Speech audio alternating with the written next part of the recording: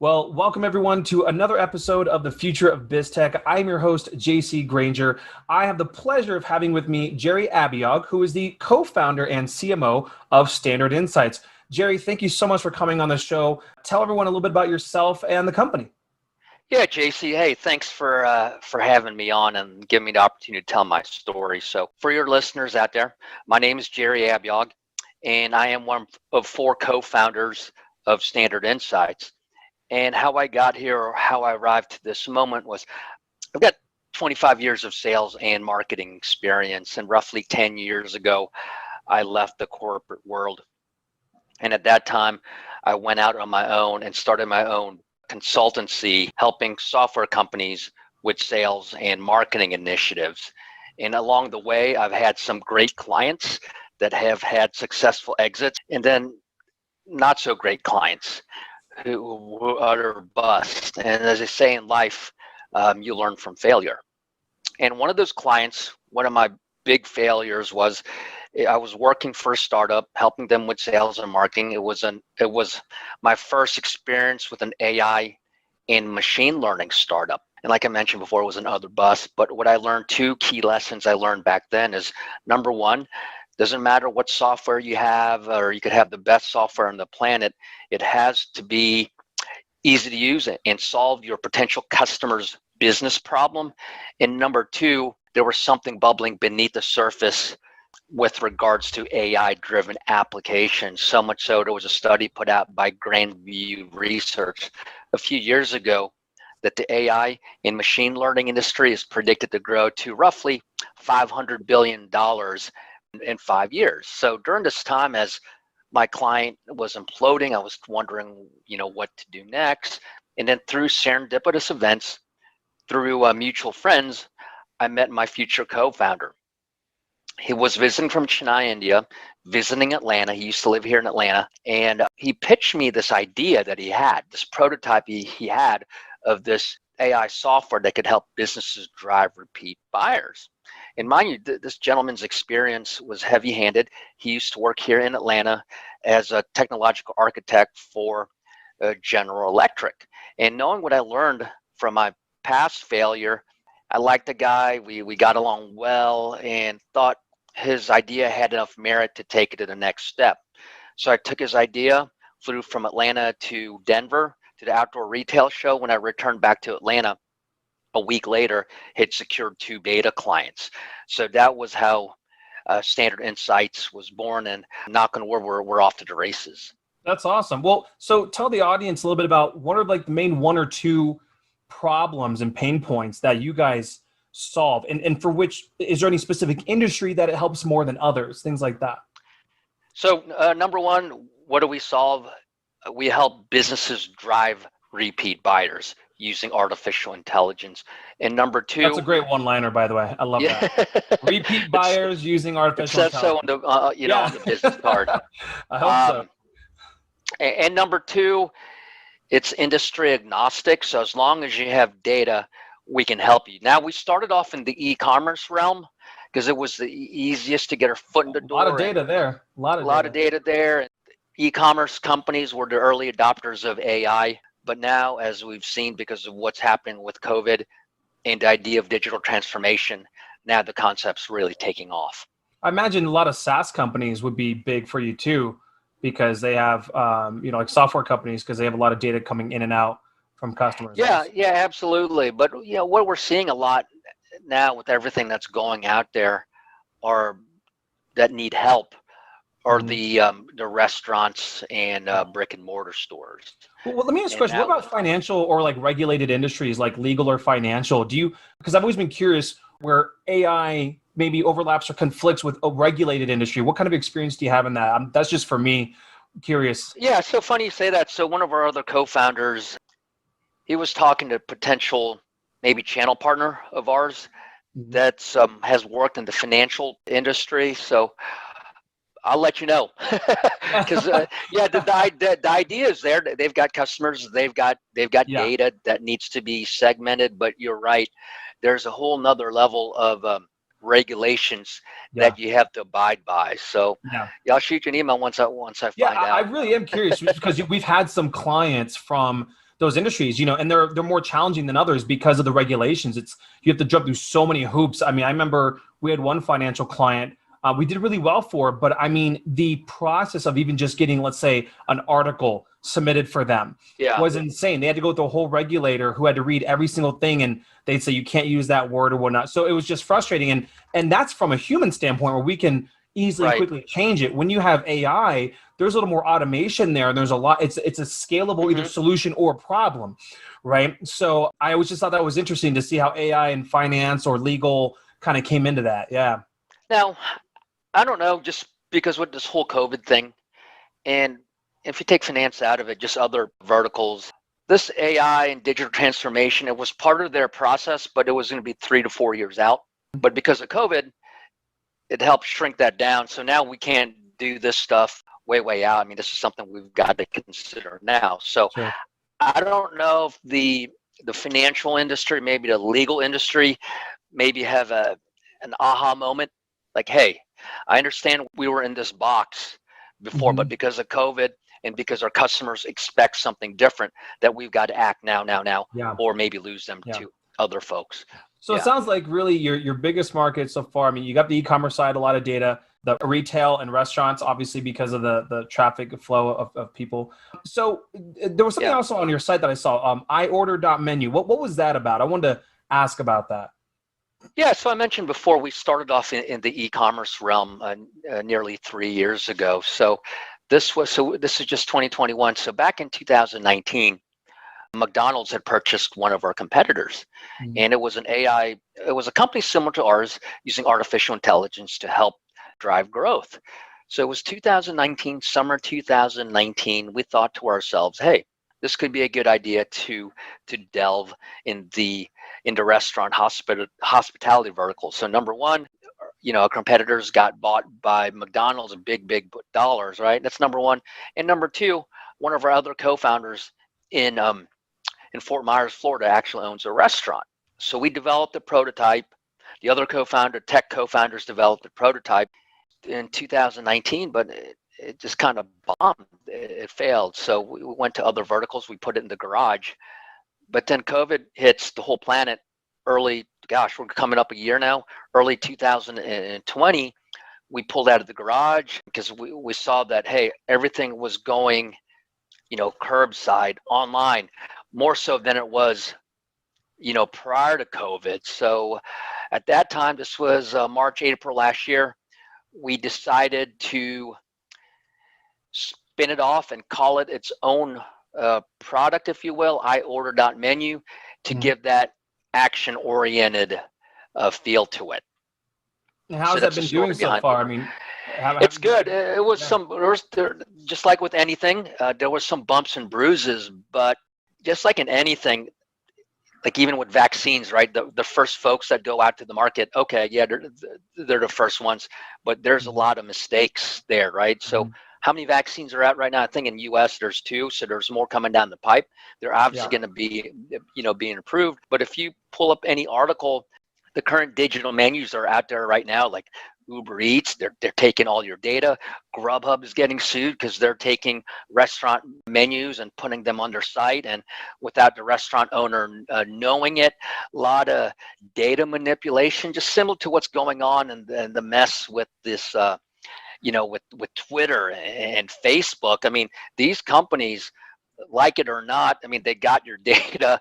I'm not going to go as far as saying stealing it, but they're using it for their benefit and not yours. And so we want to make our application, data-driven, personalized recommendations, and we wanted to develop it with 4 key factors that help separate us from the other folks. So it was a little bit rough in the beginning, but now it's going gangbusters. Who would you see in a company being the individuals that are using your software? So, you got your CEOs, your CMOs, your VPs, your directors. Who's actually going to be engaging with this software? What would their experience and kind of day-to-day interaction with your software look like? Who is it, and what would their interaction be? So typically we'll reach out to we work with mid-tier companies.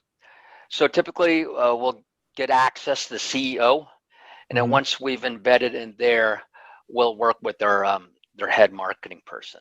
Okay, yeah. So you try to get into that CMO or VP of marketing or marketing Yeah, director. the owner mode. Yeah, right then and there, just go straight to the top. And yeah, Yeah, because we don't want to waste time.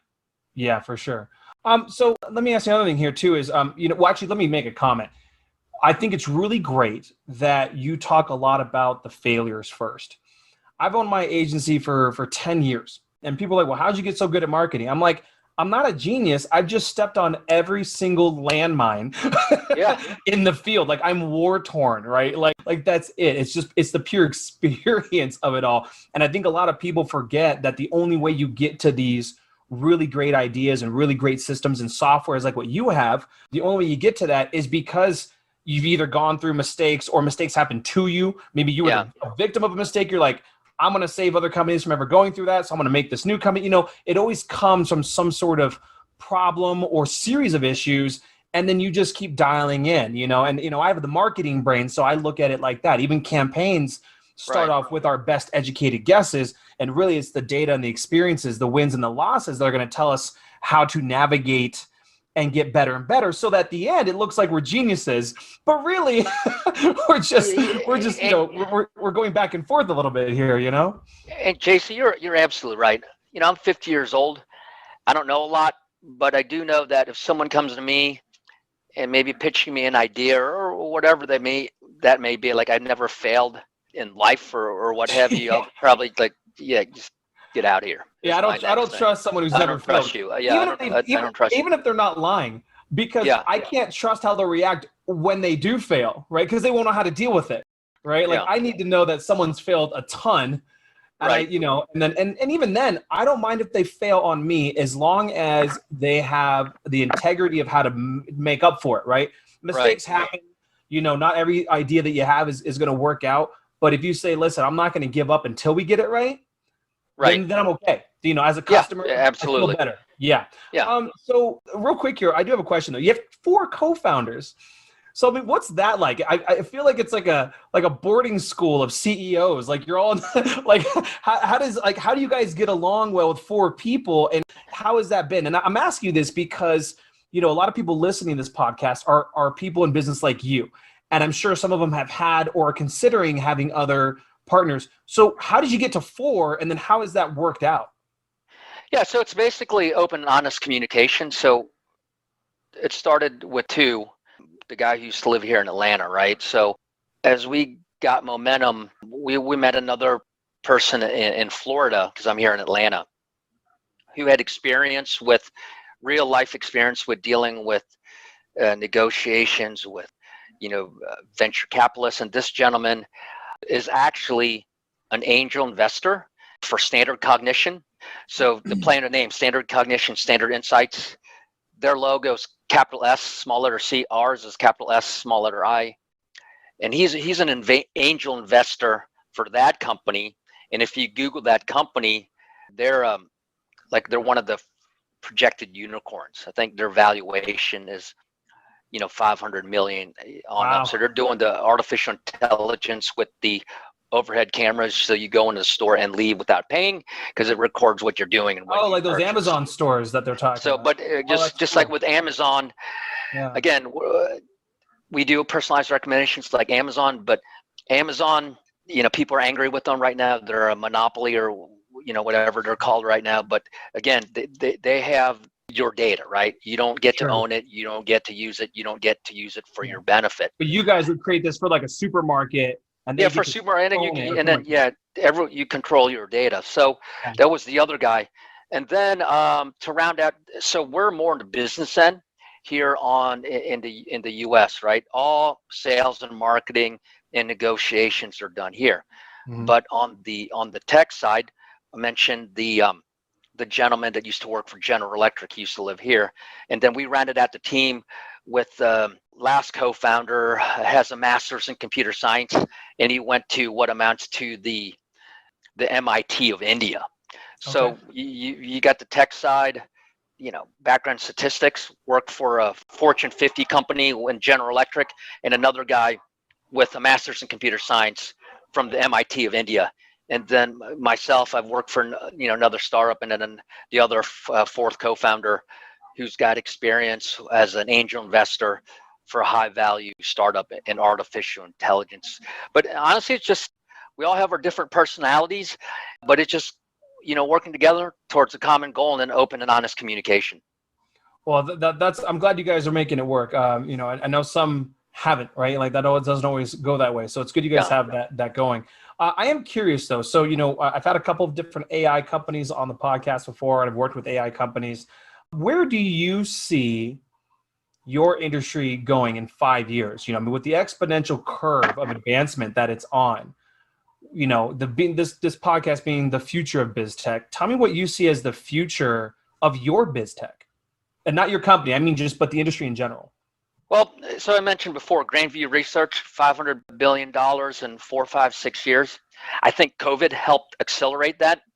So if you Google AI or just digital transformation, all these articles from people smarter than me, McKinsey, Deloitte, and that's what they talk about, digital transformation.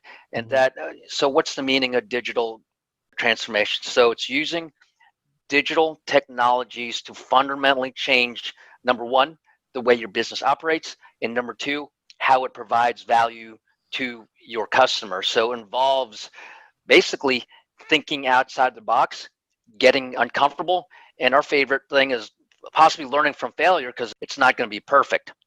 So, but I think there's going to be tremendous growth with regards to artificial intelligence and the idea behind digital transformation. What about the integration of these like checkout systems? Like you're saying how you can use this for like those cameras where you can check out without having to do anything. Like where do you see, like how fast do you think that'll come? I mean, right now there's like little spot locations in a couple of cities here and there, but like when do you see like a full integration of? Man, I think it's going to be accelerated like in a snap of a finger. So they say that, take for my example with digital transformation in the restaurant industry, all this stuff, it was a cool to have maybe 3, 4, or 5 years out, but now in order to survive, you've got to do it today.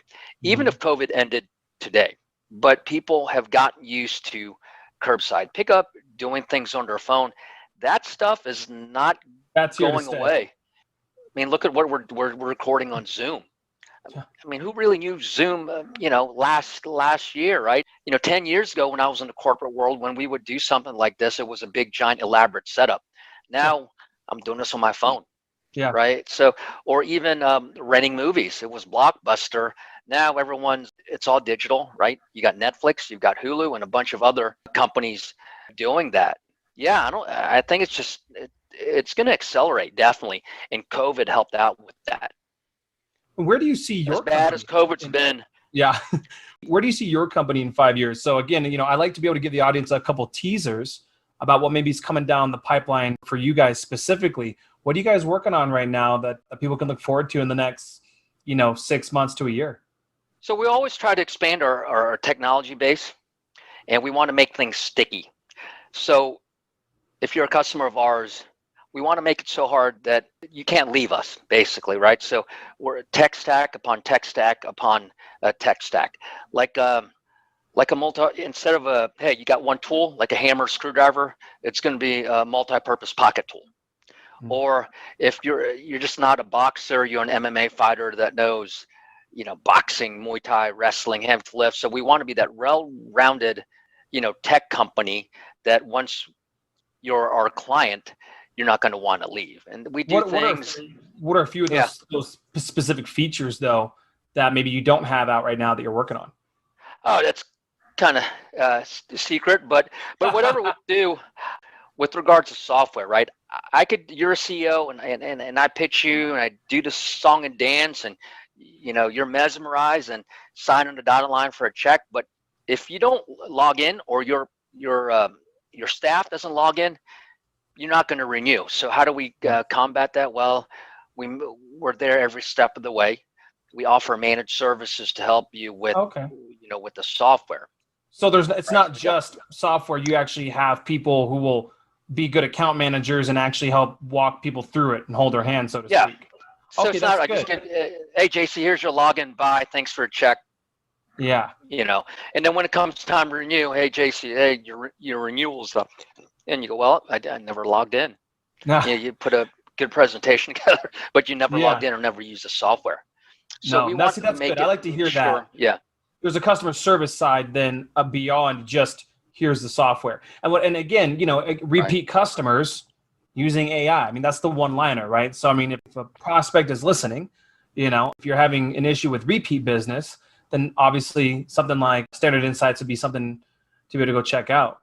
So one thing that we're doing, I'll share with you, is we're integrating our platform into store's point of sale system, right? So you know what a point of sale system is. So ours will be there. It'll be on point of sale desktop. And once it's there, and once you're the worker and you're getting use and you're seeing our AI-driven recommendations in that screen, once that's set up, they're not going to want to leave, because once there's so we want to make it sticky, as they say in the industry, that you're not going to want to leave.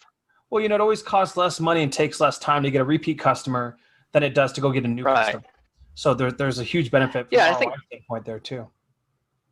Yeah, Bain put out a study that said a 5% increase in a repeat business can generate, north of 25%, 25 to 90% in profitability.